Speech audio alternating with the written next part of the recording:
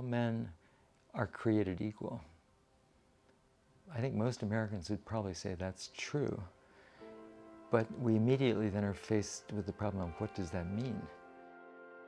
History is both the story of what happened and the telling of the story of what happened.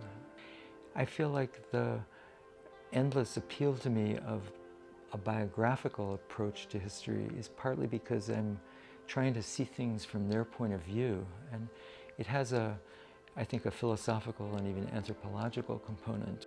So I became very interested in the theme and the phenomenon of Lincoln's body, literally his physical body, face, torso, legs, everything. He was a fascinating figure because in politics, he was calling himself ugly and then showing that he didn't mind and that he was fine with that. And so his clientele, the voters, were completely enchanted by his willingness to just laugh off the matter of looks.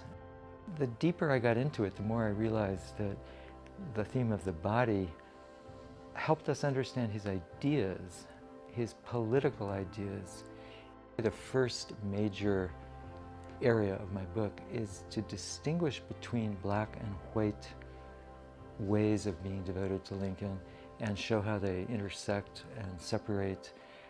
It's a main part of the story. The second part of the story is just the way in which Lincoln's body actually entered into his thinking about politics.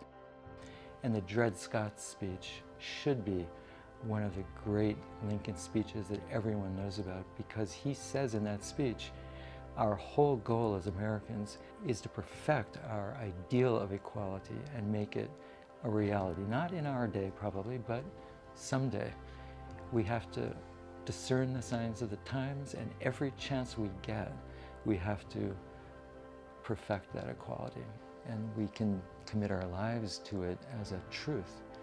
That is the greatness of Lincoln. I think he just put his teeth into that truth and he would not let go.